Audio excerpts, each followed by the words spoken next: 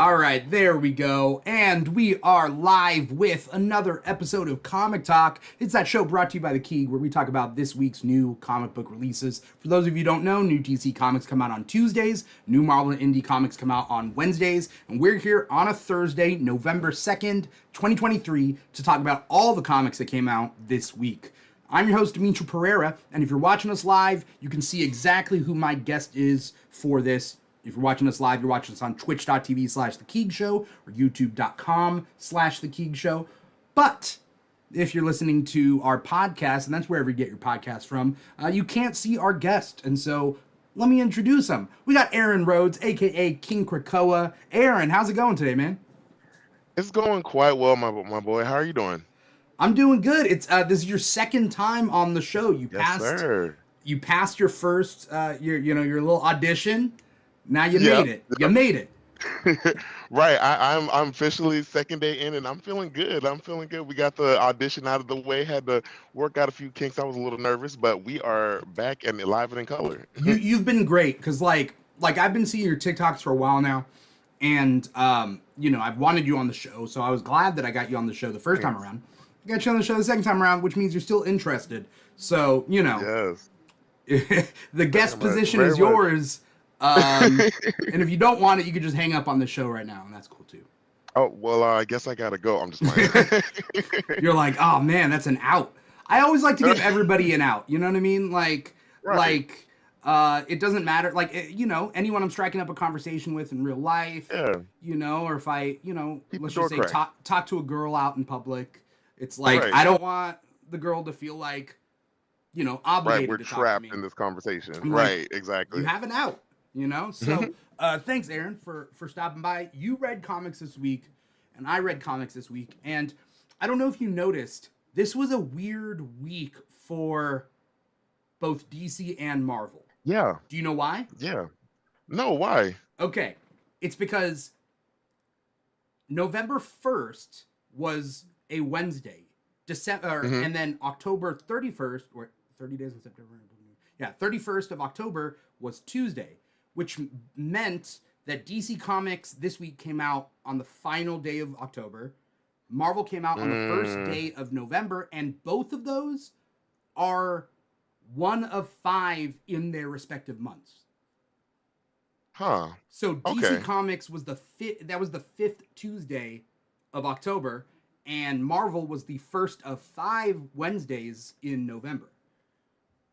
Oh, Jesus Christ. It's Okay. rare that it That's matches up that way for both companies. yeah. So it was Right. kind of a sparse week for comics from both of them. That being said, indie Yeah. comics, there was like a bunch of indie comics, but as far as like DC and Marvel, Right, the big two. Yeah, it was very scarce this week. I was wondering. I was like, it seems like there should be a lot more books out than I should be reading. And I mean, it was easier for me because I didn't have that much to catch up on. So I was like, yeah, okay, cool. I can just throw these ones out a few of these, and it was good for that. And of course, it saved my pockets, beautifully.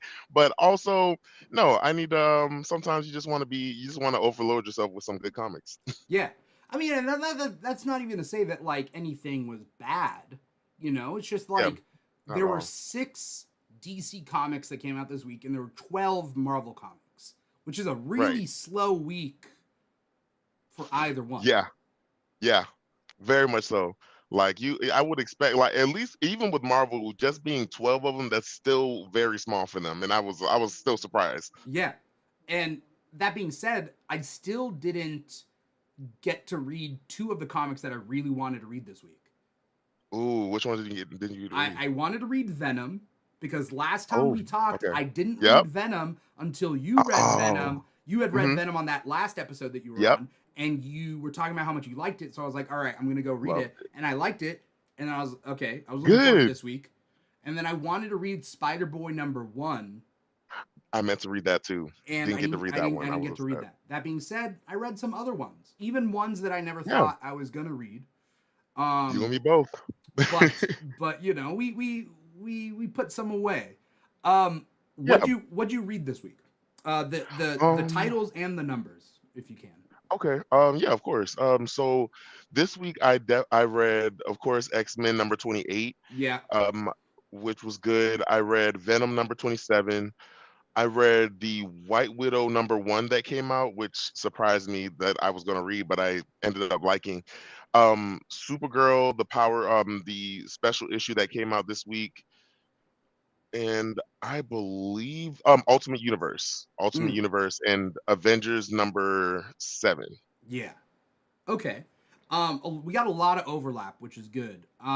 Good. For me, like, it was X-Men 28 that I read. I Hmm. read Avengers 7. I also read Nice. Ultimate Universe number 1, even though I think it's a one shot. It's like meant to open up the new Yeah, Ultimate Universe. I that's have what it feels like. thoughts. I have thoughts, but we'll get to that when we get to it. Yeah, we will Um, definitely get to it. I do too. Scarlet Witch number 10, Doctor Ooh. Strange number 9. I read the finale of the Gotham War crossover, and I have thoughts about that. Batman, Catwoman, the Gotham War, Scorched Earth. Yeah, I want to know your Um, thoughts on that. I read the Supergirl special. I also read White Yeah. Widow number 1, and then I couldn't finish. I just didn't want to read it, but I was like, I don't know. I wonder what it's about. I read the Aquaman the Lost Kingdom special. Oh, you did? Okay. I skimmed it. I like read every other word because I was Okay, like, I I feel it. cannot invest myself in this. I will see the movie when it comes Right, out, right. but I can't. I don't know. I don't, I was not. I don't know. I have thoughts about that. But that's why we're both on this show because we got thoughts. You We know. got thoughts and opinions. We got some questions and concerns. So before you tell me what your pick of the week is, I was asking this in some previous episodes. Is what is the first book that you read? Do you read the one that you're most looking forward to? Do you read the Mm, one that you think will be the best? Because those could be two different things, right? very The true. more entertaining one or the more, Mhm, more solid choice? Do you read that first? Do you read your not as favorite ones first so you can lead up to what you really want to mhm, read? Manny was on the show like 2 weeks ago, I think, and he was saying mhm. that he reads them. He doesn't want to make that choice, so he reads them alphabetically, which is That the that's wildest answer. wild. Right. Like, what? You can't make up your mind on which one to read first, so you go, let's start with A. Do I Alpha don't want to Flight. choose. We'll do Alpha Flight first, followed by Aquaman, you know? I Yeah, mean, that's just like, a parent not wanting to choose his favorite child. He yeah, just want to make those decisions, and I understand. I get it. right. um, it honestly, for me, it depends on one, how many books that I have to read that week, and two, depending on how much I was anticipating a book for this week. So, like, usually I'll go to like the more if I have a long reading list, I'll usually do like the ones that I'm least looking interested in. I'm just gonna read those first so I can just like already be in the mindset of reading. Because once I'm in the mood of reading, I'm just gonna read it. But if I read it after I just got done reading this exciting ass issue, then I'm just gonna be like, well, I can read this tomorrow. But yeah, I usually go to the ones I'm anticipating the most. Then I go to the ones that I feel like I'm not fully like just like, oh, I need to read it, because I know that I'm going to get to those next ones after I get done reading it, because once I'm in the mood, I'm already going to keep going. Mm-hmm. So yeah, I think it goes to most interesting, most anticipated, then it goes to my the ones that I want to read, and then the big ones. Yeah. What did you read first this week? This week, this week I did a little different because I didn't have that much to read. So Yeah. but I did my most anticipated. I did Venom number 27 actually, which Mm, I was gonna do X-Men 28, but I was like, you know what? No, I need to see what this book is about, because the writing in it is so amazing. I love it. yeah. I I think X-Men might have been my first one, unless no, Mhm. I think I read a DC book first, but I was not Okay. happy with the DC titles this week, so I was like, eh. Mhm. I think I read what did I read? I think I read the Supergirl special first. Okay. I tried to read the Return of Superman one because that was the 30th anniversary special, Yeah, But I kind of got bored in the first couple pages, and so I was like, oh, I feel it. well, okay. So I guess my first true read for this week was Supergirl Special, but that's my like because DC's come out on Tuesdays, you know, Yeah, right. and So so yeah, you like get a chance to read those before and like get those out of the way while the Marvel comes. right, right. When Marvel did come though, my first book that I read was X-Men 28, Of because course, yeah. like X-Men titles, you know.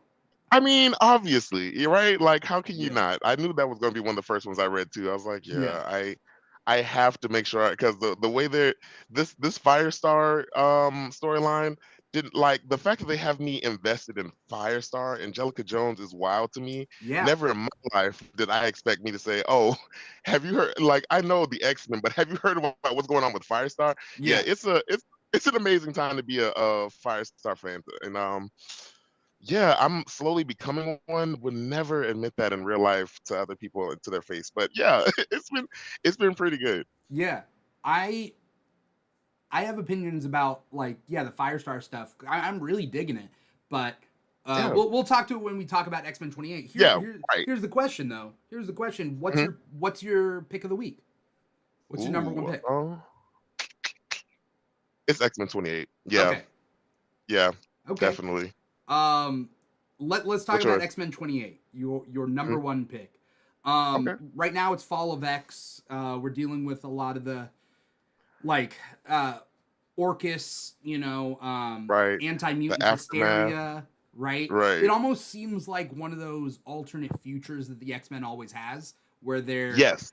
where it's like, oh shit, can't be that like Right. in the normal day, it's like, oh shit, could be bad, but like it's not that Right. bad yet. And then in the Yeah, it's future, it's given like Days of Future apocalyptic. Past. Yeah, it is. Yeah, yeah, Yeah, and I honestly I think that's what I think is so kind of nuanced about it because it feels like we're ramping up into like those Days of Future Past, those like Cable's Past, Bishop's Future, like yeah, Bishop's Future. It's kind of like we're kind of like ramping up to see how that starts and the domino effect that causes it. yeah, And I think that's why I kind of like it. I mean, I also hate the fall of X that's going to happen because we all know at this point that Krakoa is going to come to an end at some point. But like this is it's an amazing. I think it's an amazing way and the wave that they've been getting in. It's like honestly they haven't been this great in some years, I if not a mean, decade or so. I've been a dedicated X-Men fan for a long time, like a long, long, long time. But Right. the House of X, Powers of X, this whole Krakoan era of X-Men Hmm.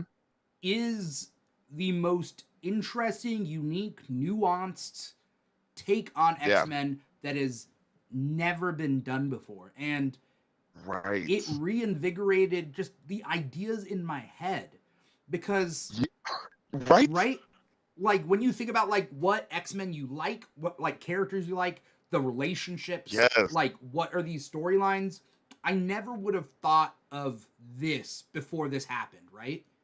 It was Right. always like mansion, superhero team, you got the Blackbird jet. Exactly. And we get little moments of them having like a homeland here and there, like Utopia, Genosha, Yeah, but never to this extent where we get to, they've kind of taken, mutant homeland and not only mutant homeland, but mutant culture to its like extreme into what it should be. And I kind of love that they've worked into not only just a culture, but they started out with right out the gate with a new language, with a new home. Like they've created this kind of diaspora that would I would have never I would have only hoped that they would have gotten, but they found a way to and they talk about questions they bring up questions that you as a reader always have because like for readers like me who get into like the psychological of who characters are and like the walkthrough of like well what does this mean for a character if this happens like Kurt what happens to Kurt if there is no death and you are technically their new gods now as Magneto said what does that mean for you and like we kind of get those answers through not only one book we get it through another book that goes on to another book in the way they seamlessly flow within each other has been amazing. Like I've never seen this kind of synergy in a book run is beautiful. Like I and like it just from Hellions. What do you do with mutants who are just like whose powers are the reason that they're fucked up? Like, what do Yeah, you do with these questions? Like, and I love that they slowly answer these questions and give us like we don't have to just sit with it. We have to like we're getting those answers as well, yeah. and it's been beautiful. It's and the plot. I mean, the plot of this issue. Um, I want to get into it, but I just want to point out what I coin is the Steven Hmm. Universe effect. Are you familiar with Steven Universe? Yeah. Okay, so like the characters in Steven Universe are capable of fighting, right? They can create shields, they Hmm. can create spears, all that stuff, right? They fight, they do that, but then Steven Universe likes to talk through his problems. Right. So, what I've noticed in a lot of comics and a lot of cartoons is, especially action oriented ones, these characters talk more. And they Hmm. talk more through their problems because they're like, okay, yeah, how are we Yes. gonna solve like punching bam biff kapow can only go so far, right? Right. Because Right. like what Krakoa deals with is like this idea that like maybe these bad mutants were dealt a bad hand, and Right. if you give them a clean slate, will they continue doing the bad things, or like what's his name his old his old name was, it's not Scalp Hunter, Apocalypse. it's not Oh Scalp no, no, Grey Hunter, Hunter. I'm a Grey Crow. Gray Crow. Thank you. Because Yes. now people were like, yeah, Scalp Hunter is not a good word, so Right. let's give him his actual last name. Problematic. You know, Right. um, for him, I'm like, oh, I never would have thought that he would have like a soul. He would be a good Yo, person right. if given Like a you could second have chance. never told me I would have rooted for Grey Crow, and not only rooted for Grey Crow, but I want him to be happy with a Psylocke. Yeah, Like, could have never told me that that's a couple that would have made it, yeah, and you could that I see redemption in him. He's had one of the greatest redemption art. Him and Psylocke have had some of the greatest like character work, like, and that's what I love about this. Like, it's not just our main mutants that we're getting to see. We're getting to see like the obscure mutants, like our deep cut mutants who we yeah, haven't seen in forever are just coming up out of the woodworks. Like from New Mutants, like the fact that a Beak and Angel get a spotlight arc in a comic yeah, is crazy to me. And I would have never thought that. But now it's because the X books have such more room to breathe and such more and much more like runway to go and do what they need to do. Like we can get those like obscure little moments and storylines with those characters, and we get to sit with it. yeah. And yeah, that's what's so amazing. Like Grey Crow, what? Right. It's funny when Marvel was trying to suppress the X-Men comics. Hmm. I think they were about like 3 or 4 titles a month was when they were Yeah. suppressing them, and then Hmm. when they stopped suppressing them, they were still like 7, Eh, maybe 7 right. titles, if that, plus some mini series. But now it's like 12 to 15 titles a month. So Right. like we eaten, you Like, know? oh yeah, there's a comic. There's literally an X book for any and everybody. Like, Yeah, do you like magic? We got that. Do you like right, pirates? We got that too. Do you like outer space? We can help you with that. right. Like, it's a comic for literally everybody, and that's something that the X Men have been doing. Like, they're doing something that not a lot of books are doing right now. Like, and especially the synergy. Like, the teams that have made this, like from Jonathan Hickman to like Vita Ayala, Teeny Howard, and everybody, like the way they have seamlessly worked with each other, and the way that certain storylines, like the whole clone fiasco of Resurrection, Yeah, how we get that answer, we get that in the start of Hellions, but we get the answer of to it in New Mutants with Scout, with young yeah. Gabby, and like the flow in it has been so seamless that you just love it. And I hate having to, yes, they are burning through my pockets, but I'm happy to let them burn through my pockets. I've never been more happier. I trust that even when it's the quote unquote fall of X, fall of Krakoa, I don't think Krakoa is going to die. I don't think I think these Me too. concepts are going to continue. I think Yes. that they'll just splinter, you know? Like, Yes. I think it's more like realizing that, like, not all the mutants can team up, you know? Right. right. Because it does as because like it was like you said it like what do you do with mutants who don't have especially with mutants and people who are doing evil things because they have no other alternative, or and like I said, because their powers are doing this. Right. And when you give them a place to where you don't have to do this because money doesn't matter here, you don't have to worry about health or dying because resurrection is possible and we have mutant healers. Yeah. Where does that leave you? And you kind of get that, especially with Kingpin being one of the examples now.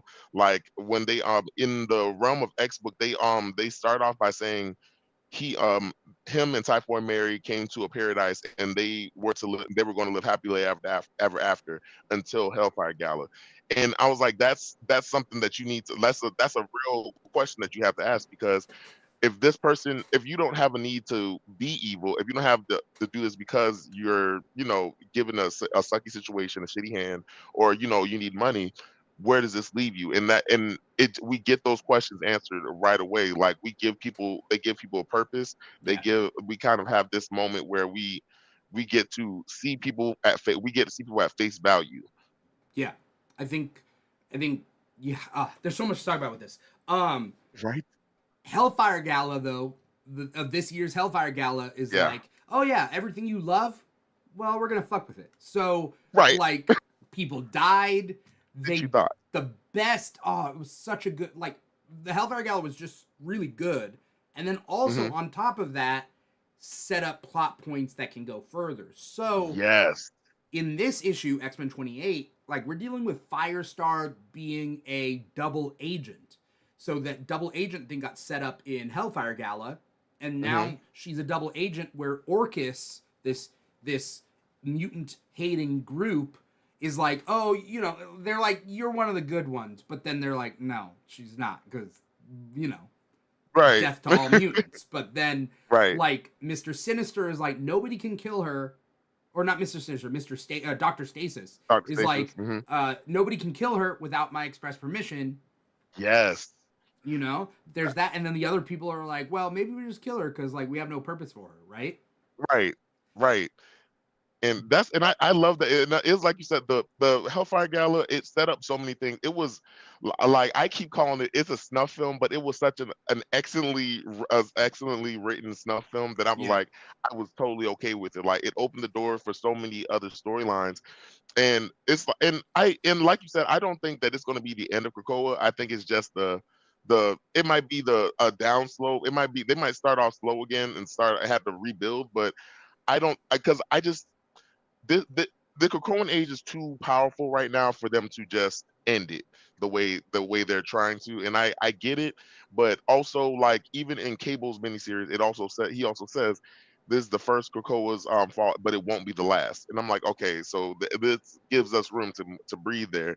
yeah, And when we go into the X-Men book, X-Men 28, we get those when we get the Dr. Stasis moment of, you cannot make sure that nothing happens to her without my express permission. yeah. And we get to see Firestar in a way that's just embracing her power, embracing her mutanthood. And I've been loving her story, the way that her it's been unraveling with it.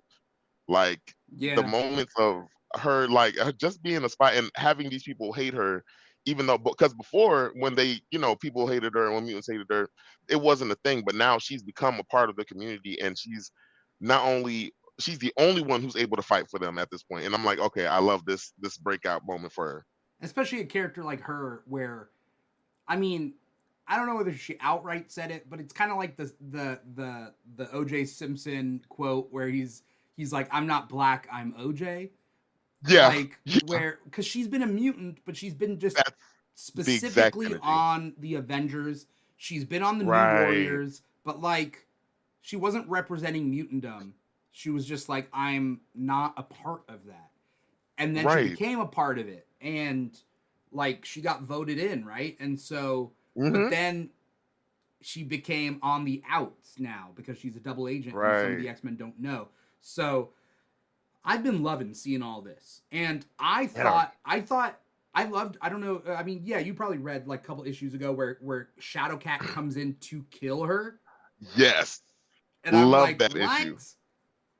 Right when she came in to murder her, and then her like that speech, she says, "I'm a mutant and I am proud." Like I can't even lie to you. I did a little tear. It was a Yeah, little tear that came down. I was like, "Oh, she's embracing her heritage." I was like, "This is amazing," yeah, and like we get to see that moment. But the most funniest part of that was her telling Kate what happened about Jean Grey, and she's like, "That's the most Jean Grey thing I've ever heard," yeah, and I loved every moment of. I was like, the way that she just falls right back out of it.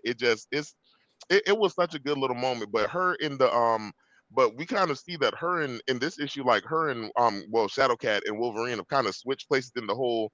Like he's the one who's like trying to be the team player, but she's the more, oh, I work alone, like yeah, kind of guy. And especially when you get her in Miss Marvel, and I like that they put the one of our first little point of view characters together with our new point of view character, yeah. and we kind of get that moment of seeing her get to have to work with other people, Mm, and like Logan seeing her in the Ogun costume, and him saying, I don't think I care for you," we're looking like Ogun, and she's like, yeah, "I don't think I care that you care." yeah. Like, I loved it. And before we move on to more comics, I Mm, love good Juggernaut. I yes. have grown out of bad Juggernaut. I don't care Yeah. for bad Juggernaut because when I see bad Juggernaut, I'm just like, it's only a matter of time until they take his helmet off or they figure out some way Right. to like put him to sleep or something and Right. lock him up. Okay, whatever. But I rather like this idea of like Kane Marco being a guy who has made mistakes, Yes. but he does have a heart. He just was Yes. never taught because he was abused as a child. He was never taught to love. Right. Right. I absolutely love this new run of him, like, and we get to see more of development of him from, Way of X and Legion of X, and like we see that he's not just doing this for, the love or the affection of his brother. He's doing this because he feels a solidarity with them in a way that he hasn't. And like really, his best friend, his roommates, quote unquote, I, Black Tom is there. So, I was about of to say, course. you are you a Juggernaut Black Tom shipper? Oh, I'm a shipper. I'm a shipper for them. Okay, Hardcore. I love me a good gay evil couple. yeah, They give goals. I love it. like Mystique and Destiny. Oh, absolutely love them. Yeah, Like I love the chaotic lesbians, and they have been my favorite thing of this. Destiny has the second Destiny came on the scene, she has just been a breakout. Like she has come on the scene, and she just like I'm like, oh, she says she's here and she's not coming to play with you guys. And right. I love the fact that we get to see that she doesn't lie. So she doesn't. If she doesn't lie, she doesn't tell them anything. Mm, And if you slowly see that there are differences between that. And yeah. yeah, she the chaotic gay couples are amazing for me. Also, just the fact that Destiny has been dead since like what the Decades, 70s, right? like in the comics, like For decades. yeah, and like there's never been like anytime there's a story that needed Destiny, they were like, oh, Destiny's diaries that she left after her death. But like Right. Destiny as a character when she shows up, it's like I mean, it's been Exactly. decades since she's been alive. So, Yes. in universe, And I would dare say it's been 10 years that she like yeah, I would give that. Yeah. Like probably it's maybe like a good like 15 at most. But like yeah, because we see that it's like it's not that far. And like we get of course we got little flashbacks of like, back in the day, but we see that it's probably I think in universe probably like 10. That sounds about right. yeah, mostly because I think And the Age I of like the Marvels for me, the Age of Marvels starts at like 15 years. Like I think it's only been around 15 years since like Captain America was thawed from the ice. Like and everything like See, kicks I was off, going to give like 2025. Yeah, I see. I was going to give like 2025 just because of Reed Richards' family and like the Mm. son because he's so much older now. He's He's a like probably in teenager. his like what 17, 18. Yeah, you're Yeah, right. That's what I was like. Okay, and they had like a few years before they had like a family and kids. So I was like maybe 20, 25 at most. Like, but if you look at and then Kitty, Kitty starts off when she's 13 and she's probably in her I'd say mid-20s. So let's just say I 25, I was gonna say mid-20s, you probably like know? a good So that's 27 been at most. 12 years for Kitty. Mhm. But then X-Men existed before that. So Right. I would say the X-Men give them like 5 more years from that. So 12, 5, Right. 17 years. Like, Yeah. because I don't think Jean and Scott are in their like mid 40s getting to They 50. were teenagers when they started though. Yeah. So yeah, we gotta think about we gotta put and I don't know what the age difference is between them and Fantastic Four. I would like to feel like they're maybe like probably like 5 years older than them, if anything, because I feel like Sue is younger than Reed, but Yeah. but I feel like they're By a probably little around the bit, I same think. age, Yeah. by a little bit. But like, yeah, you're right. And then like Johnny is about their age too. Yeah, I would say Johnny's about their age. Yeah, I would that's say it. I At would say least Iceman's Scott, age. Jean, I would say Scott, Warren, Jean, and Hank are, I think they're like getting closer to 18 when X-Men kick off. Cause Yeah. cause like Iceman is clearly like 14, 15. Hmm. You know? Well, I don't. Right, I think I thought well, yeah, you're He's probably younger, right. You're right? definitely probably right about that. Yeah, he's the youngest one. Yeah, he's like a few years younger than them. Yeah. So yeah, I think they started like when they were like 16? yeah, no, you're probably right. 16, 17. Yeah, that's exactly it. Yeah. Yeah. And then Hmm. Peter is a couple years younger than that. So that's the thing. Like Peter is old Hmm. too. Peter Parker. So, you know. Oh yeah, yeah. Yeah. We like to forget that, but he's probably he's the same age as them, if anything. Like he's the same Right. age as Gene and them. Right. Like and but I did on the in the Well, beginning of the he's X like Men a book, couple I did years like younger. I think he's Iceman's age. I think him, Iceman, and okay, Human yeah, Torch, the three of yeah, they're them the are same age around the same for age. sure. You For know? sure. Yeah, exactly. Yeah. Yeah, he was probably definitely younger when he started Spider-Man and between, him and X-Men. Yeah. That's probably definitely right. Like Yeah. but I did like in the beginning of this book we get Flash into we go back to Sunfire in like Yeah. his I forgot little about that definitely did too. And storyline. Yeah. I had to yeah, I had to read the X-Men Unlimited. For those who don't know, Marvel Unlimited does the X-Men Unlimited book, Uh and huh. that's where his story it picks up from where Magic drops him off, Oh. and then it goes into like what he had to do to get Red Root, Yeah. and now like they jump in and then literally this week and they do it on they drop them on Sunday or Monday, and literally at the end of that when we see him get Red Root and then it says will be continued in X-Men number 28. So we Huh. get like 2 days until we figure out what happens, and then we get this moment and we get to see that he's just as he's about to die, he gets stopped by his old benefactor Apocalypse. And Yeah. I just anytime I don't know why, but anytime I see like one of Apocalypse's old horsemen with them, I'm like, oh, this must be traumatic. Like this guy, like especially like him and Gambit and everybody. I'm like, yeah, I was like, I know you must like hate this I guy. mean, Like this Warren. guy. Warren also. Oh, Warren especially. You were very right. Warren especially. I can definitely I'm like it's kind of good that they haven't put them in the thing together, but I'm kind of surprised that we haven't gotten to see Warren and Apocalypse in the same room together since like this whole Krakoan age. I Yeah. feel like that would have been a good little moment for us, like especially seeing as out of all of his children, he sees him as his heir, and we don't really get that much of it, and I would like Yeah. to see them talk more. Question. If we keep getting stuck on X-Men, question is, Right? have we ever seen Warren deal with the Marauders? Like Grey Crow? Because they're the ones who ripped off his wings, right? No, we haven't actually. Yeah, we had definitely have not.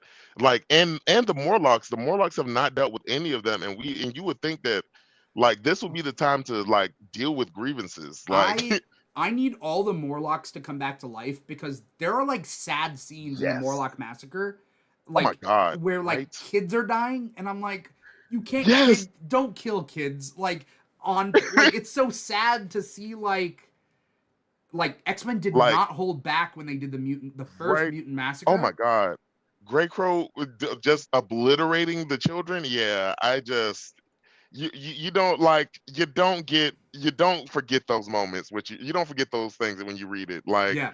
it's I imprinted in always get me. sad. I get sad when these characters like, um Right. I'm glad yeah. they brought back Tommy though, like the Squid the Boy? really thin one from Export. Oh no. No, Tommy Who? was the girl, I believe, who was the like flat paper girl, I think. I don't She's remember. like, but she had like rainbow hair. Okay. She was also in the show too. But yeah, like Squid Boy got brought back recently too, and I Yeah. was happy about that. Yeah. Um. So X-Men 28, I mean, was probably my pick of the Yeah. week. But since you picked it, I'm gonna say I loved Scarlet Witch. So Mm, so okay. uh I did a video and I haven't posted it yet, but essentially out of the the 12 titles from Marvel, two are Avengers related. So it's Avengers and Hmm. Ultimate Universe. Two are Magic related, Doctor Strange and Scarlet Witch. Two are X-Men related, X-Men 28 Hmm. and Magneto number 4 or whatever. Uh Hmm. and then two are Widow related, White Widow and Venom. And Hmm. then two are cute, like cute youngster kind of ones, which is Spider Boy and it's Jeff, the Jeff verse. Oh yeah, So like, uh, for some reason fucking they Jeff. just matched up like two and two and two and two, like six pairs. Right? I was Uh, like, they obviously have a system going on yeah, here. yeah. So what was I? Oh, what was I? Oh, Scarlet Witch. Although I was like, is it an X-Men title? In this issue, it's a Magic title, and it doesn't tie in, but it hits a lot of the very similar points of Doctor Strange number 9, which was also a really good title. Oh, okay, And they're that's both good. dealing with magic. I've been wanting to read the Doctor Strange one, but I haven't finished the Strange book that happened before when With Clea, Clea was, yeah, yeah, because I absolutely loved that. I'd never expected me to love a Doctor Strange book, but yeah. Clea as as Sorcerer Supreme was just top tier. So I talked about Strange on like previous episodes because Comic Talk talks about that. But Hmm. like I liked it, and I'm just like because I'm just I don't like Doctor Strange so much, and the fact that Me like they either. gave Clea like a lot of power, but they made her aggressive. And like they gave her a personality that I really was like, okay, I want to see more of this Yes. like really aggro like Right? magic user, right? She is part Yes. Faltine, she's a relative of Dormammu. Like she Hmm. is a warrior queen, right? Right. Essentially. Played by Charlize Theron in that final Hmm. scene of Multiverse Madness. But so I was sad that they went back to having Stephen Yeah. Strange is back, Oh he my takes it back. God. They're probably gonna put Clea in the in the background. They don't. Right? They don't. In Oh, this oh my in God. this Thank you. series, okay, I'll just talk about Doctor Strange number 9 Yeah. right now. Yeah. Go into it. Basically, Doctor Strange number 9, this run's been really good. It's only 9 issues in, and I thought in issue 1 that they would be like, oh yeah, Stephen Strange is Sorcerer Supreme now, and Clea is just gonna be his wife. That's all she is. Right. But Kick no, rocks. it's been more of a couple book. Okay. So it Good. deals a lot with like their marriage, and even though like I don't know whether I think he's taken back Sorcerer Supreme, but like Clea is also Sorcerer Supreme of her dimension. Hmm. So like they're both like you didn't have to take the title from her, you Right. know? Yeah, because she still technically is. Yeah. Yeah. So they're both, and then they basically some of the plots have been that one of the like sorcerer warlords of another dimension gets assassinated. So like a couple people get Hmm. killed, and then Clea's mom is getting married to another warlord, and she's pregnant with a baby, and Clea doesn't like her Yikes. mom. Oh, So she hates her. yeah, so Clea is gonna have a half sister, and but then this murderer comes in to kill her mom and her new stepdad at the wedding. So like there's this whole thing. Huh. And then there's also it's so good. They introduced the character of General Strange. And General Strange is Doctor Strange, like a portion of him that has lived thousands of years fighting this war. And afterwards he like disappears and Strange reverts back to his normal self. So Hmm. it's a different characterization that's been through death and betrayal and whatnot and upped his Mm. power. But now they're two different people. Huh. it kind of gives me a Saboteur vibe from Flash for some reason. I'm like, I kind of Okay, like that Savitar idea. in a way. I'm trying to think of like who. It's almost like, you know, I don't know. It's like an alternate timeline you that was like forged in fire, and then now you Right. guys meet, right? Like I'm Mm-hmm. trying to think of like how to compare it to something else fictional, but so there's a lot going on. Is really what I'm saying. So like Doctor Strange number 9, and the art is really good, and Clea is still kicking ass, and I was afraid she wouldn't, but she is Yeah. still, and like Good. Stephen Strange is interesting for once. Okay, that's good. Because I need my Warlord of Manhattan. The when she gave herself that moniker, I was like, "Oh, baby, you eat. I love this for you, and I want this. I Yeah, want this to last forever." Like like, and it's like you said. Like I love the fact that Clea she gets her own personality in a way. Like she's not just Strange's wife. She's like we also forget because we like I'm not gonna lie. I'm one of those people who forget like, oh wait, you were from the 14 dimension. Like you were Dormammu's niece. Like I forget, like you also have that aggression in you, but we don't ever hardly get to see those moments. And the fact that we sit with her not only in her grief, but we get to see her be a warlord and do all these things and have to adjust to being the sorcerer supreme of two worlds. Like I love that moment. So I'm okay. That makes me feel better. I'm gonna read the Doctor Strange books now that you yeah. said that. I'd Okay. recommend. I'd recommend it. Okay. Yeah. I mean, when it comes to Clea, fictional characters in general, like to figure out who they are, like who are they without their title, without Yes. their relationships, and without their like plot. Like, Right. don't worry about what they're doing. The real test of personality is why they're doing it, right? Yes, And so exactly. like a lot of characters just kind of do what they need to do just to keep the plot going forward. But like Clea has been pretty fleshed out recently. I don't know. It's been pretty cool. Yeah. I want to see her in more stuff. Like if she were to go on like a team, I would definitely support that like Yeah. wholeheartedly. Why wouldn't she be on the Avengers? Right? You know? Like at some point, Yeah. like if they and I love don't get me wrong, I love Scarlet Witch on the Avengers, but if they had put Clea on there, I would have Yeah. been totally fine with that. Yeah. Been I mean, totally fine with that. in fact, like instead of having Doctor Strange and the Midnight Suns, have Clea. You know, like Whoa. separate it. Yes. Like you have a magic user, like use her, you know? Right. Allow her to be that. Like, to give her that moment. And honestly, it doesn't always have to be Doctor Strange. Like Yeah. guys, like and like give her and Doctor Voodoo, like give them their flowers. Like allow Yeah. them to be those fleshed out characters that you try to push them out. They come out every like 5 years or so and then they go back in the box. But like give them a chance to, be more. Yeah. Something happened with Dr. Voodoo recently. I think it was in the previous issue of Scarlet Witch. So Scarlet Witch number 10 is my pick of the week, but like Scarlet Witch 9 I think had Dr. Voodoo, but I think they essentially said that like Scarlet Witch and Dr. Voodoo kind of like they just like hang out. You know what I mean? Like they're not Are they official. together again? I No, I love that for me. Are they just hooking I up? I I think just they're just hanging out? hooking up like cuz I'm like okay with that. I think there's a scene in number 9 or it's like number 9 or number 8 where she shows back up to Strange Academy and some of the characters in the back are like are they together and they're like, "Well, mm, like That makes me so happy. Like, you have no idea. Like, I've been one of the strongest support ever since Uncanny Avengers.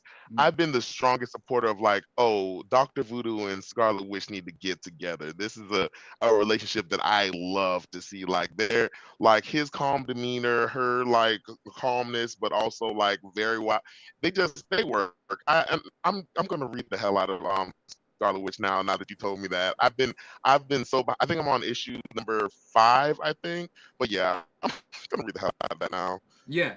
Well, cuz here's the thing. This is Scarlet Witch number 10. This is the final issue of its Yeah, run.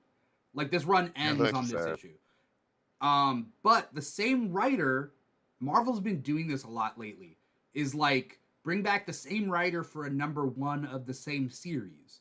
I don't know because they Yeah, just did it with She-Hulk number 1 and Rainbow Roll, but like in this Steve Orlando is going to come back for Scarlet Witch and Quicksilver number 1. oh, okay. And so Okay. it's a duo book with her and her brother, which and they bring up Magneto in it. I'm hoping they finally Could. become mutants again. Just retcon it back. I Let's move I on. would love. Right, and right, we will forget about it. Everyone will be forgiven. Just Yes. let us have them back, like, or Right. at least, like, or at least have, like, at least Quicksilver, like, at least make Quicksilver a mutant, like, make one of them be his child, like, and because there are possible scenarios where they Yeah. can be two twins with two different fathers. Let that be a thing. If you're not gonna do it, like, Yeah. because I mean, the I only think it's an and all or the nothing thing, but I guess you could. Oh, wholeheartedly. Wholeheartedly, I believe that. Like, I just, if we have to get one, the only reason I say that is because out of the both of them, Quicksilver suffered the most out of not having Magneto as a father. First of all, And the having man Magneto looks as a exact. father. Like both ways.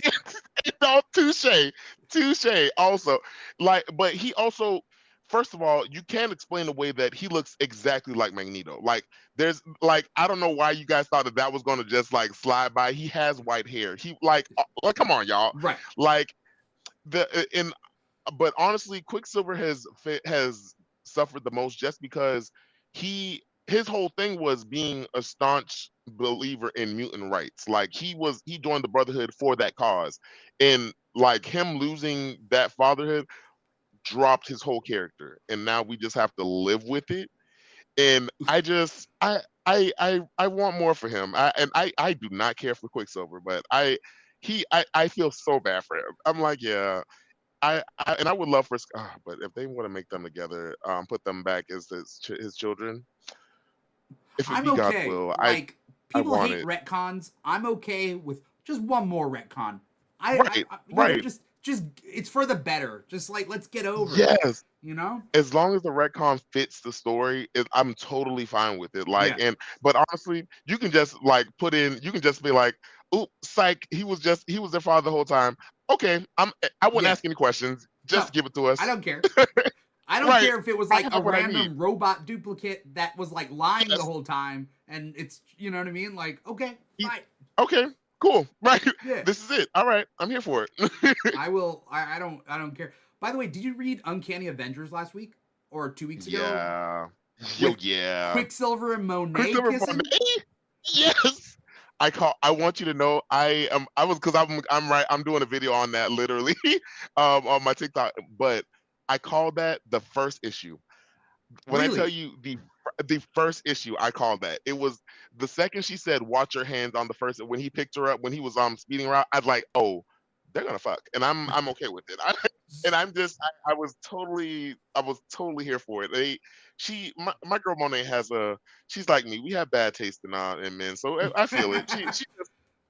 We're looking in love with all the wrong places. That's okay. To be fair, they're both assholes, right? Yes, and that's why I like them. That's kind of a cool like they're gonna be Yeah. the it couple, the mean girl, mean boy Hmm. kind of thing. Oh, Coach McGoats. Yeah, for sure. They are definitely going to be they're the bougie couple who like they're like, oh, we're not going to this. Yeah, Like I can definitely see them doing that, and I love that for them. Like, I just give them a little dating moment. We know it's not in game, but I'm okay with them. Just messing yeah. around. Let them live it up. I would Yeah. love for them to just like live like Um, Right. but Scarlet and Quicksilver are getting the number one, also written by Steve Orlando, and Okay. this issue and like leading for a lot of the issues of this, they dealt a lot with Mysterium. So like the whole Yeah. mutant metal of Yeah. That was Mysterium. throughout the series. Yeah. Yeah, so which is funny because Doctor Strange gets knifed with Mysterium in this issue too. So both Huh. series use Mysterium as a plot device against magic.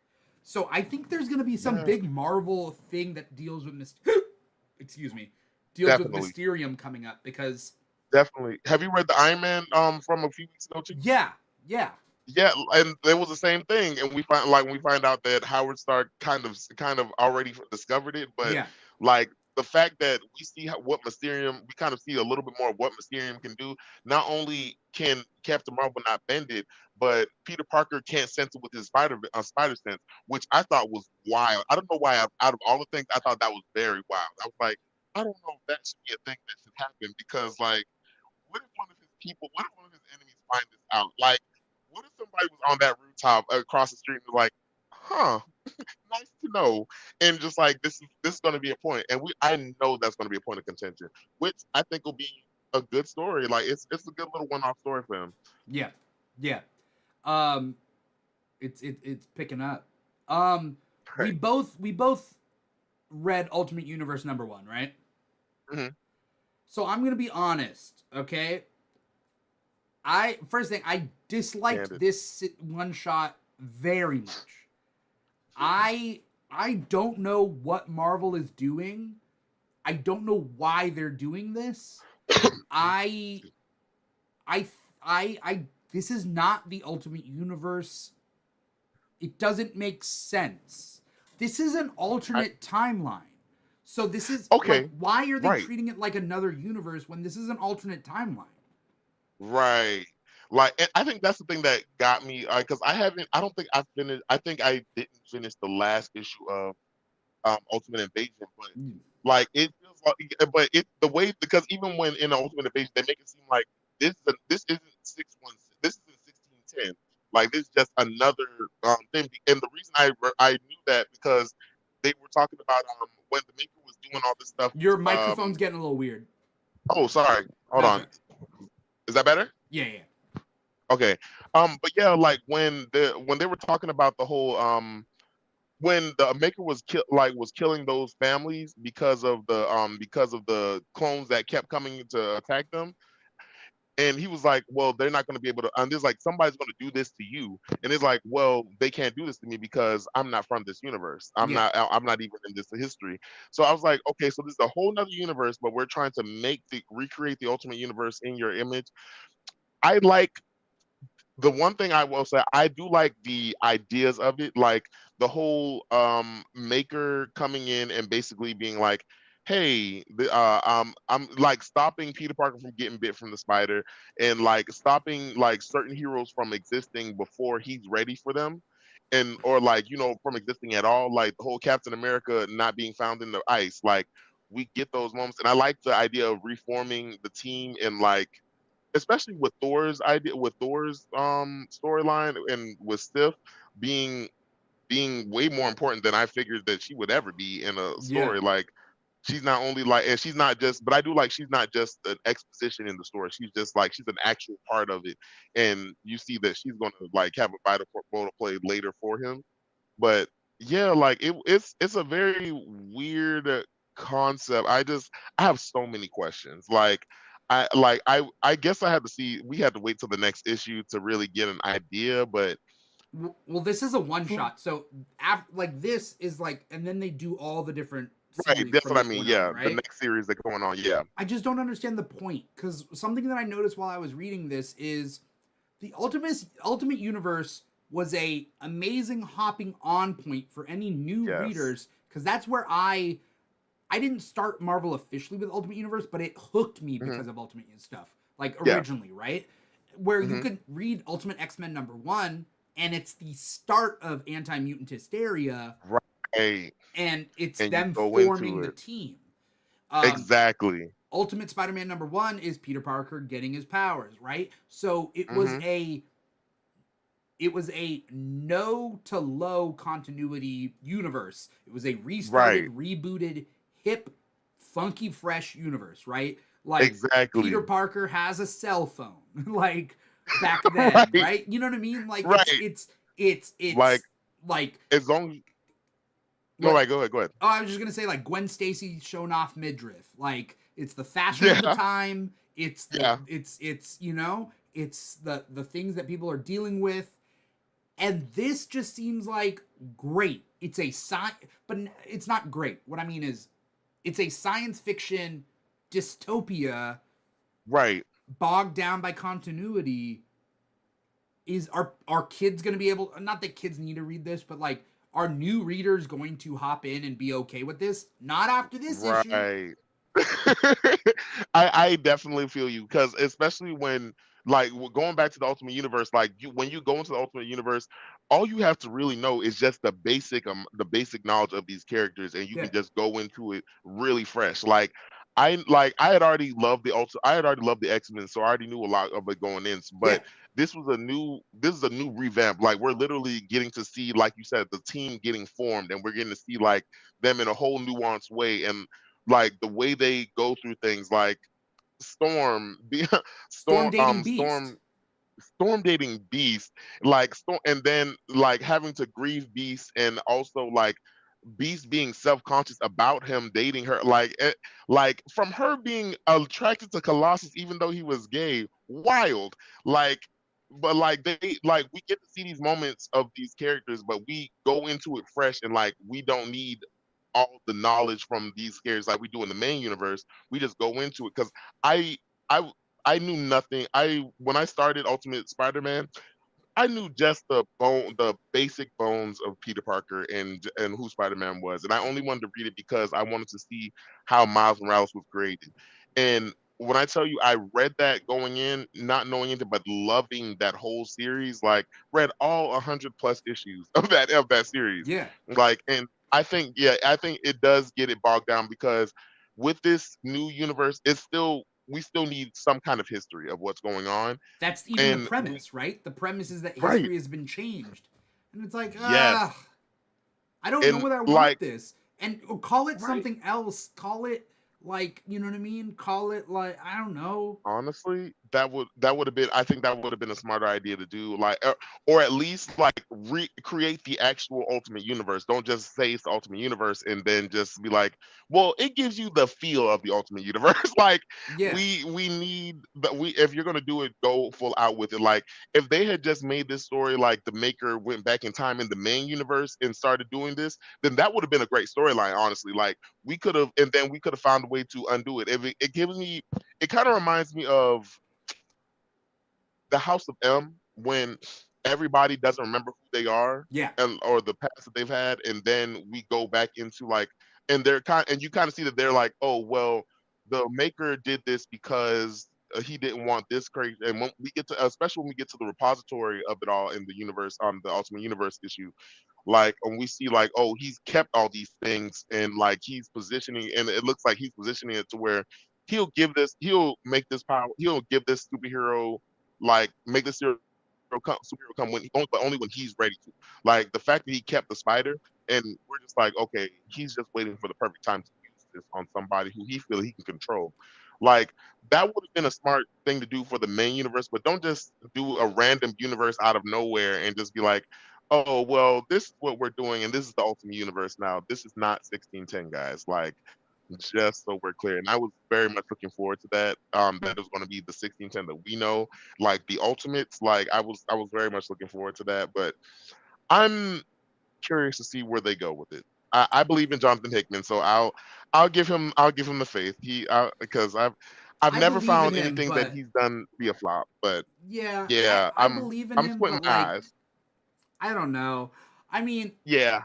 call me simple, call me basic, but I wouldn't have minded a almost reboot of a reboot. Like, reboot the Ultimate Universe. So like, Yes. for example, why don't we get Ultimate Spider-Man #1 where Miles is the first Spider-Man?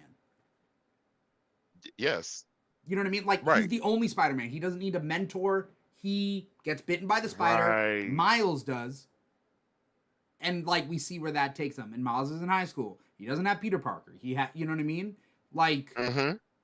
what if okay, I'm writing this. What if Miles was friends with Harry Osborn? Like, you know what I mean? Like, what if, Right. right? Like, show different things. Yes. Like, reboot the Exactly. reboot. Do Ultimate X-Men. Yes. Do Ultimate X-Men, but like, have the starting lineup be different in the Right. modern day. So still hip, Right. funky, fresh, but for 2023. You know? Exactly. That would have been a way smarter idea to do. Like, at least like if they have done this premise but did it with the actual Ultimate Universe, then I would have even accepted that. Like, okay, cool. We have to go into it, and now we have to figure out what do we do with Peter Parker now that he's older. We go into, and then we get to see, we do get Miles Morales first because Peter Parker never got the spider. So we just get Miles trying to learn how to be Spider-Man and go into this, and then all of a sudden this older guy comes in. You can give him the spider, like, and then Yeah. like have it reversed. Like Yeah. I would have perfectly been okay with that. But yeah, we just like they give us the name of Ultimate Universe, and I'm one of few people who actually didn't hate the Ultimate Universe. The original I one? actually, yeah, the original one, I yeah, the liked it OG. too. Yeah. Yeah, like a lot of people gave it shit, but I honestly loved it. Like I love the like they made me. That was the first time I read a Fantastic Four comic all the way through, like a Yeah. series all the way through, and like the whole I literally got to see the maker be made, and they were great stories. And because I love a dark storyline where it reaches in, where it gives us the real life tones of what happens to these characters when you give us real world situations, not just, oh, it's a superhero comic. Like Right. what happens if they're put into our world, and that's the thing that gave it its appeal. Yeah. I'm going to be honest, like hot take is that Marvel I don't think would exist nowadays without the Ultimate Universe.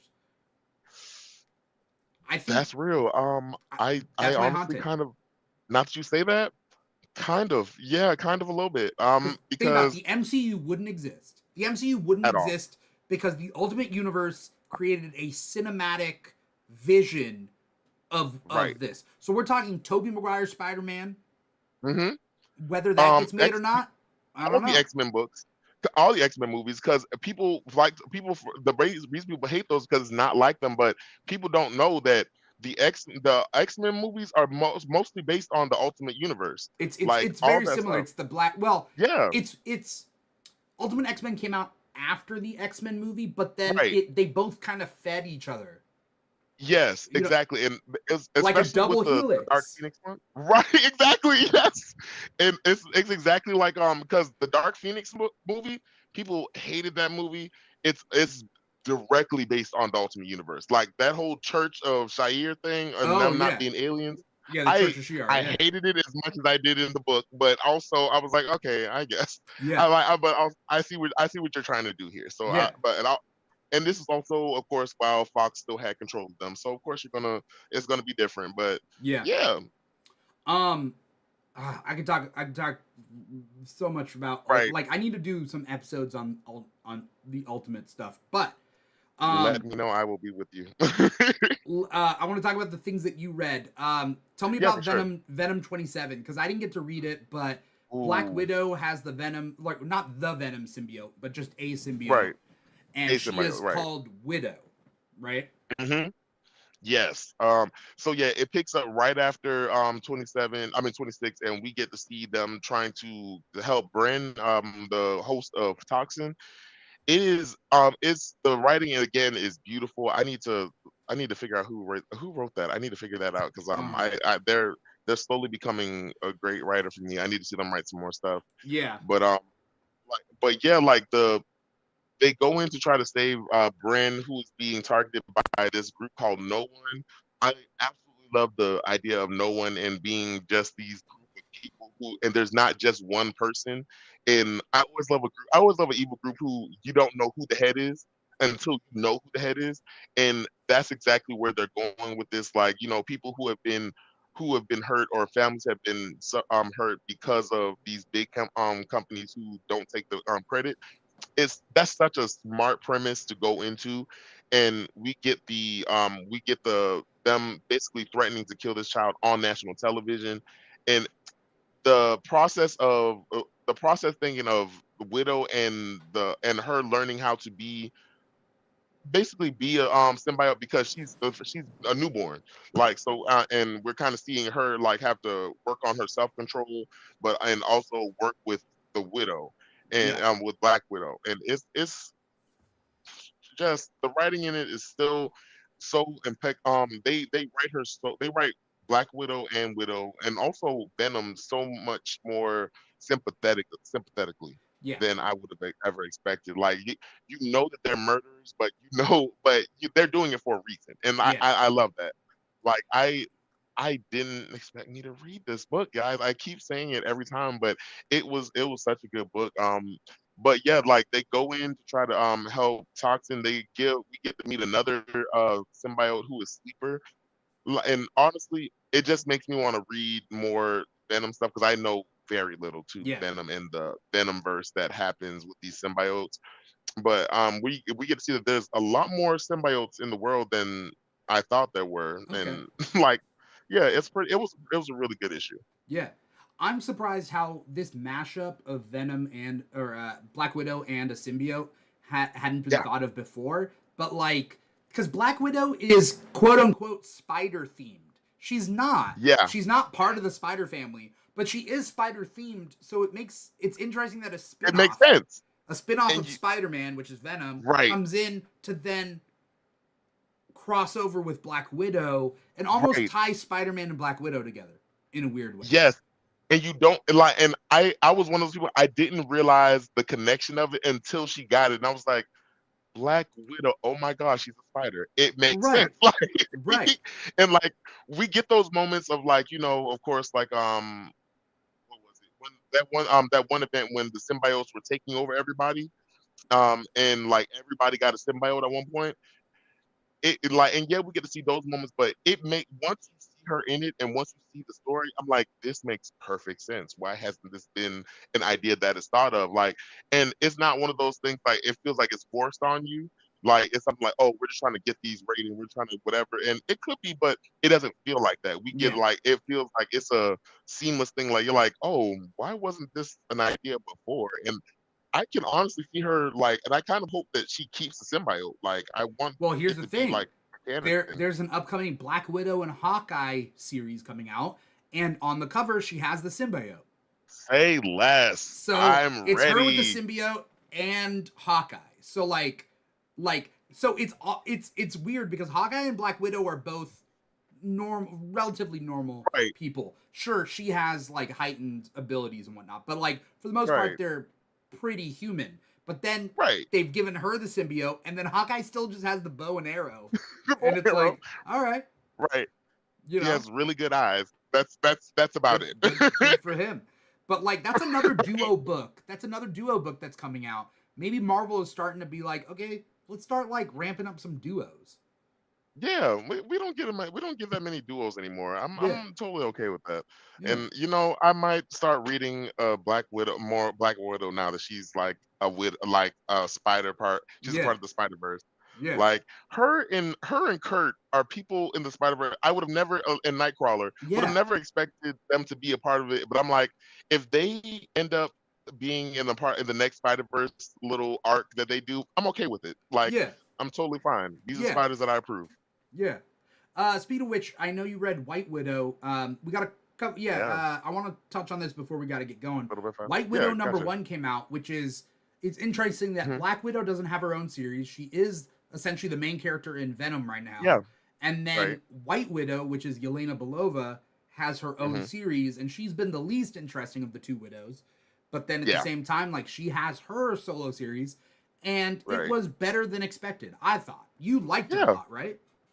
I would like I didn't I like I liked it way better than I thought I would. I went into it with the lowest expectation, but yeah, I like it. Like it's not just like a hero book, it's just she's an assassin helping other assassins. Like Right. and I was like, okay, I'm okay with this. Like she still has and I love that they bring her humor from the movie into the show. I mean into Some the comic. some people said it was too much. Do you think it was too much of like MCU synergy? No, I think it was just enough. Like, I Okay. feel like it made her more of a personable character for me. Like, like before she was just, dark, edgy, and like you don't really get that much like banter with her. But this, it feels like it felt more organic with her. Like, like even in the like dialogue, you can see that there was some like broken language kind of moments where you're Yeah. like, oh. I was like, I kind of love this. Like, even from her transferring into going into Russian from a few words to just like saying a few things like differently. I'm like, I love this moment. Like we get to really sit with her and do it. And like her mentoring other assassins, like that's a smart idea. Yeah. Because they're also not trying to make her good. They're like, no, I Yes. mean, she mentors other assassins. It is what it is. Like, Right. deal with it, you Right. know? Exactly. Exactly. I think that's why I liked it the most. It's not trying to make her something she's not. It's trying not being like, okay, like because we get right into it, like of her, like Captain America, like you should use your powers for good or whatever. And she's like, I'm not trying to like just like I'm not trying to do that. I'm just trying to make this money. Like I just want to get this coin and go about my day. Like that's really it. And Right. I kind of love that. We get a like it's kind of like a slice of life, but for an assassin. Yeah. I think it's kind of like when people are like, why are you doing X, Y, or Z? You could be a doctor. And it's like, I don't want to be a doctor. Want to do that. Like, why Right. would I want to be a no? I'm not gonna do that. I'm gonna act. I'm gonna do, what makes me happy. What makes her happy is Right. being an assassin, you Right. know? She's still giving back. She's just giving back to other assassins. Like, Yeah. we're paying it forward just in other ways. Yeah. It's just like in the Mortal X-Men when Selene was like, people that's the problem with your mutant homeland. You thought I was just gonna just be good because you gave me a place. No, I like to eat people. That's what I like to do. And I love characters who we just like, no, that's who I am. That's just why I just do it because I want to. Right. It's nothing else. Right. Real quick, Batman Catwoman the Gotham War Scorched Earth. It was weird. Oh The yeah, how was cross that? the crossover event started off with like a philosophical kind of conflict between Batman and Yeah. Catwoman. But it ends with like a big supervillain showdown. And it's like, we did Mhm. not need this. Like, it literally ends like the premise of this final issue that closes it all up is that like Vandal Savage is bringing a meteor towards Earth that he thinks is going to give him more power, but it could just like obliterate Vandal. all of Earth, and like Batman and Catwoman have to team up to stop it. Like, that was not the premise that was set up in the first Right? opening thing. Do you know the premise of this? Yeah, yeah. Because I saw the first part of it, and about her, about Catwoman basically training, henchmen to be burglars Yeah, and steal from the rich, like Robin Hood. non-violent crimes, stealing from the rich. Right. Like, she's unionizing the henchmen so that if they have Yes. their needs met, they won't need to go work for the Joker and like commit Yes. violent like kill babies. We don't Right. need that. That was such And a then smart Batman's premise. like, a crime is a crime. And it's like, who? What? You Right. you idiot! A crime is a crime is a crime. Yeah, okay, a banana is a banana. What does that matter? Look, and that's why I love this because it gives us a chance to really sit with Batman being like Batman's not a great guy, guys. Yeah. He still has a privilege that we like, and I love that we get to see that more. Like, because one of my friends told me like, what do we do with more Batman? Would you rather want him to retire or keep going? Mm. And honestly, the only way Batman can keep going is if you point out his flaws. And that's why I love this thing because we kind of see like, oh yeah, like he only sees it in black and white. He doesn't see a gray area in certain But things. he Like, does. It and a just crime is a comes crime. down to like who's writing him. Exactly. It's But that's why I it's said certain things they're because devolving his character because in this they're just saying that like they mention that it's not really like it's not that it's not really him, but it's that he is going through something, right? That right, he is getting older, he lost his hand, he has a robotic hand, like they are mentioning that like this isn't like normal Batman, this is Batman going through a crisis, right? He right, is going through a midlife crisis. That's what he's doing right now. And so yeah, like that's exactly it. okay, fine, but also like the way I would move Batman out of the spotlight, even if it's temporary, what ends up happening a lot of the time with Batman is like he is either like like handicapped, like they Right, break his back, or Bane or like Steve Rogers like turned old, so then like Sam Wilson like became Cap, and it's like okay, right, or you could go that route where they're forced to step down, or in my opinion, Bruce Wayne should see that like the people that he's been training are better as a team than him yes, specifically, and that he will. I want Bruce to be the man in the chair and spend equal time with his children to train them to be the best at whatever they're good yes, at. For example, Tim Drake is not going to be the best fighter, but like Bruce can train him a little bit better. But really, Bruce can work like almost on an elective basis, work on him with detective stuff, right? Like yes, train Tim to be more, train Cass. Cass is already the best fighter, so maybe train right, Cass to be a better detective. Like train them both together yes, so they can kind of work. So like Batman can They can then work together. be with Selina. He can like be a father to Damian. Take a step Right. back and realize that like he doesn't. It's like it's almost like you don't have to be the center of attention, dude. You know, That's it. That's it. like That's really it. you can support your family. You can be a father. That's what I would do with It's Batman. okay. You know, Yeah. like have him sit in a chair next to Oracle and have them just like Yes. chat while they're calling things out for other people. You know, Right. Like you can do, and like you can have him still like do things from time to he time, gets suit up like every help so the Justice often. League when he needs it. Right. Yeah, But like you can still allow him to just be the supporting character and like allow the other characters to flourish, because that's the only way the Bat family is going to flourish. Like, let's be real. The only way he's going to flourish is if he retires completely, because the only time they get a chance to shine is when he's not there, when right. he's like so-called undead, or Yeah, incapacitated, or he's whatever. Like he's right. dead, he's gone missing, he's brainwashed. It's like, what if he Exactly. just chose? Like, I don't want someone That. to be with me in a relationship. This is a separate thing. This is a metaphor, but like, Mhm. be with me in a relationship because like they're forced to be, or like they have no other choice. Like, Right. choose to be with me. You know what I mean? So same with that. Like, Yes. he's a father, right? He shouldn't be Right. forced to be a father. Let him choose to be one. Love means a lot more when you can choose to give that Yes. love, right? There's a beautiful story that can be told by that. Yes, exactly. Like if you allow the writer to get like to have the runway to do this, like there's a way for him to slowly back out of it and go into like an Alfred moment. Like give him like a little Alfred moment where he's, the calm guy in the back, but he can still, mess shit up if he needs to. Like Right. that's the way you can bring him into it. And like there's a story that can be told, but they just have to take the time to do it. But let's be real, they do not. They have so much money writing on Batman, where this man still has three different comics coming out at least every There's a week. way to do it. There Yeah, I think there's a way to do it cuz you can have yes, Batman have a solo definitely. book, but like only be Batman in his solo book. Yes, Like in everybody else's books, it's about or like all the other books like it's about him training others. So, right. but yeah, this did not stick the landing. This scorched earth thing did not stick the landing and he like screws Oof. over Jason Todd. I heard about that. Yeah, the mind Yeah. control, the mind brainwashing thing. Yeah. Wild. And like Like, I thought Jason Todd was gonna die in this issue. Like, there's oof. a scene, and I'm like, come on, they're screwing him over so bad. We got to wrap things up, but I wanted to just say that Yeah. um, yeah, Aquaman: The Lost Kingdom special was a bunch of like couple stories that take place in the Snyderverse in a way. So they do have like Okay. Wonder Woman and the Flash pop up, and it's like, who cares? Who Right. like who cares now, you know?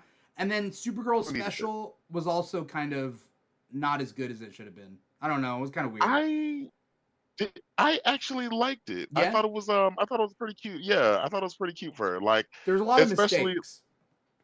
for sure. Did you notice the mistakes? Like, not as many. I think there was way more than I think there was, because I'm not that adept on Supergirl. So the two twins, the two kids, they draw them as identical twins, but in they're not. They're one's a boy, one's a girl, and one has long hair. Mhm. Like, so why they draw two identical twins flying around? You know, there's like Yeah, different things like yeah. that. And also, Power Girl also dealt with Supergirl in her own special. So like, I thought they Yes, hashed things out. Why do we got to see this that was the again? big thing. That was exactly the biggest thing I was worried about. I was like, I definitely saw them hash that out in that little because it was a little snippet in Action Comic like 1053 or 52, that Maybe. they like talk of, right, where she like, because she loses her ability to speak, and then they like have that little mind thing where they Yeah. talk. And I'm like, yeah, we need this moment, because I do like what they're doing with it. I like that we're finally giving the other super family more shine of it, and I do like the fact that we are acknowledging the fact that Power Girl doesn't get as much shine, or she gets ignored for certain things, than Supergirl. Yeah. And it, I'm glad that we're asking the question: what happens when there are two of you who lives in the same city, in the same world? Where do we go from here? Yeah. I love those moments where we get that. And I think, like, I honestly, Batman comics need to take a note out of Action Comics, because the Yeah. way they have been centering like, yes, it's a Superman comic, but it doesn't center around him. It's centered around the family, and that's a smart way to go. Like Right. the children are my favorite thing of the whole family. Like Yeah. Otto and I forgot that one's name. Awful Raw. Ophel? I think it's Awful Raw and like Ophelia? something like that. I forget. Right. It's hard to keep up. Um, It is. yeah.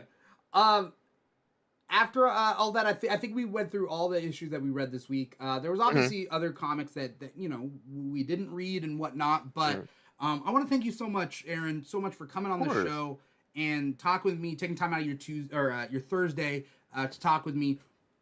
Where can people find you? What do you got coming up? Anything you want to plug?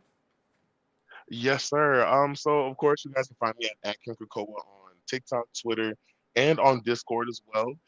But yeah, I also do a podcast called Life Friends with me and my boy Antonio. It is pretty good where we do news, comic news, and everything in between. And of course talk about life and rant about it. But yeah, you can catch us there, Spotify, Apple Podcasts, all the things.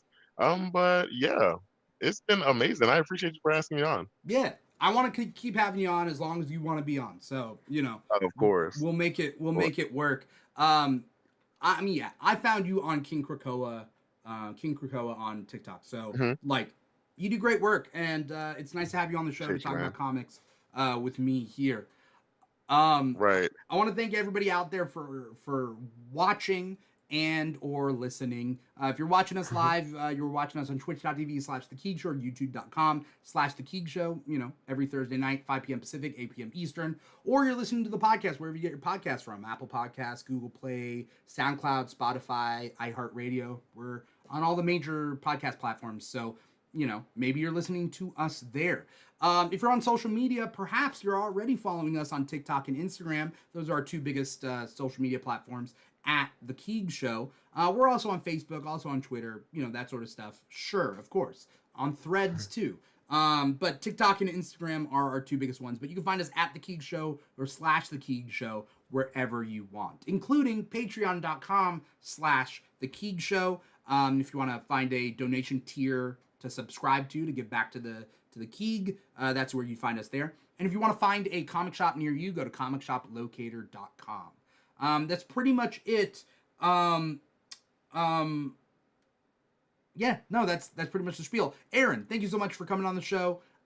Thanks for talking with me. Thank you to everybody out there for being fans. Once again, I am your host, Dimithri Perera, and this has been another episode of Comic Talk, this time for the week of November 2nd, 2023. Take care, everybody. Bye-bye.